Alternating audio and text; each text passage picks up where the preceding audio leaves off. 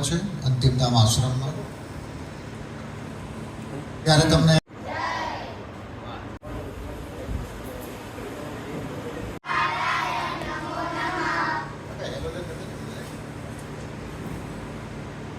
શ્રીપાદ વલ્લભ દિગંબરા દિગંબરા દિગંબરા શ્રીપાદ વલ્લભ દિગંબરા દિગંબરા દિગંબરા શ્રીપાદ વલ્લભ દિગંબરા દિગંબરા દિગંબરા શ્રીપાદ વલ્લભ દિગંબરા.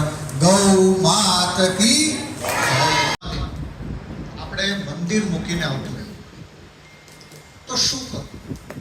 તો તમે જ્યારે આવ્યા ને તો મારા એક આશ્રમના ગેટ ઉપર બોર્ડ મારેલું છે, મેરા રાષ્ટ્ર હી મેરા ધર્મ.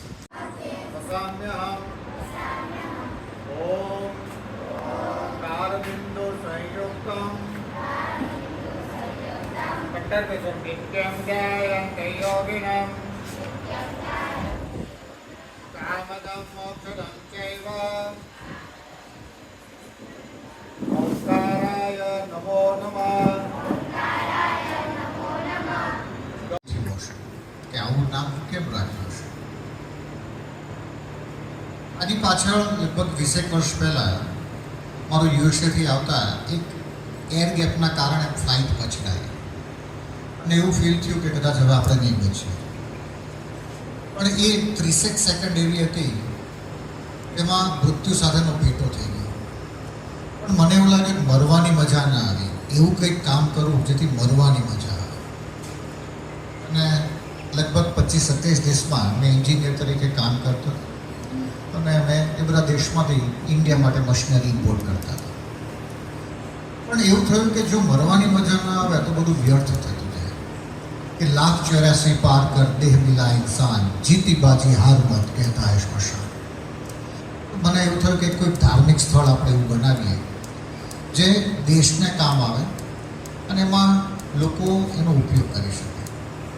પણ પછી એવું થયું કે જો રામનું મંદિર બનાવીશું તો કૃષ્ણવાળા નહીં આવે, કૃષ્ણનું બનાવીશું તો માતાજીવાળા નહીં આવે, એનું બનાવીશું તો બીજા સંપ્રદાયવાળા નહીં આવે, તો ચાલો ને સ્મશાન બનાવીએ. એ લગભગ 49 જગ્યાએ અમે જેડા સાથે કનેક્ટ થઈને સ્મશાન બનાવે અને સ્મશાનમાં કોઈને આવવું ન પડે, 4 જણ લઈને આવે અને બાઉન્ડ્રીલેસ વર્ક થાય. એટલે એ દિવસે મને એવું થયું કે બાઉન્ડ્રીલેસ વર્ક કરવા માટે શું કરાય કે જેને કોઈ બોર્ડર જ ન હોય, તો આપણે સ્મશાન બનાવાય, ગૌશાળા બનાવાય, ચબૂતરા બનાવાય. અને થેલેસેમિયાના બાળકો માટે અત્યારે અમે બ્લડ ડોનેશન કેમ્પ કરીએ છીએ. હું વિનંતી કરું છું. ઇલાસ્કસ, તમે ગૌરવ વ્રત કરવાના છો? શું કરશો ગૌરવ વ્રતમાં? ગુરુએ હમણાં શું કીધું? ગુરુજીએ શું કીધું હમણાં? કેટલા ઉપવાસ હોય ગૌરવના? કેટલા દિવસ? 5 દિવસ. શું ખાવાનું હોય? કેળા. પછી તમે વ્રત બી કરશો? કેટલા દિવસ હોય છે વ્રતના? 5 દિવસ. ક્યાં પૂજા કરવા જશો? કેવી પૂજા થાય છે મહાદેવની?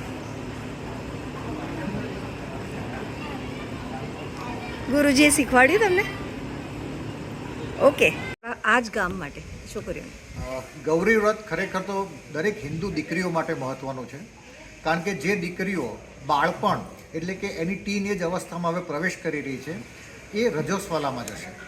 અને આ સમય દરમિયાન જ્યારે આકાશમાં વાદળા થઈ ગયા હોય, સૂર્યનારાયણ ભગવાનની હાજરી બહુ ઓછી હોય, ત્યારે પાચક રક્ષ બંધ થઈ ગયો હોય, ત્યારે આપણા ઋષિમુનિએ સૂચવ્યું છે કે આમે પણ ભૂખ લાગવાની નથી, વાયુ પ્રકોપ પણ વધારે હોય, તો ભારતની હિન્દુ સંસ્કૃતિ સાથે જોડાયેલી દીકરીઓ જે હવે નવા માધ્યમમાં પ્રવેશ કરશે એ લોકો 5 દિવસ જો સોલ્ટ વગર એટલે કે મોળાકત વ્રત કીધા છે, ઉપવાસ કરશે, તે એને આવનારા સમયમાં એના શરીરમાં જે ગુણધર્મોમાં ફેરફાર થવાનો છે એની પીડા ઓછી થશે. એના સિવાય જ્યારે જાગરણ કરવામાં આવે છે આ વ્રત સાથે, તો એ જાગરણનું પણ મહત્ત્વ છે કે રાત્રિના 2 પ્રહર અને 4 પ્રહર જ્યારે જાગે ત્યારે બાયોલોજિકલ જે સાયકલ છે એ એક વખત રિબૂટ થઈ જાય છે. અને એ રિબૂટ સાયકલની અંદર આ દીકરીઓ હવે બાલ્યકાળ અવસ્થા છોડીને જે યુવાની બાજુ પ્રવેશ કરશે એને આધ્યાત્મિકતાથી જોડવા માટે આ વ્રતનું આયોજન છે. અને આ વ્રત શરીર માટે છે, મન માટે છે અને આત્મા માટે છે. આશ્રમ શું સુવિધા આપશે બાળકો? અંતિમધામ આશ્રમ દ્વારા અમારા ગણપતપુરા ગામની જે દીકરીઓ ગૌરવ અથવા વ્રત કરશે એને આખો ખર્ચો આશ્રમ ઉપાડશે. ડ્રાયફ્રૂટ અને મોળાકતની જે પણ વેફર છે એ અંતિમધામ આશ્રમમાં પ્યોર સિંગ તેલમાં તળવામાં આવશે, એડેબલ ઓઇલમાં પણ નહીં.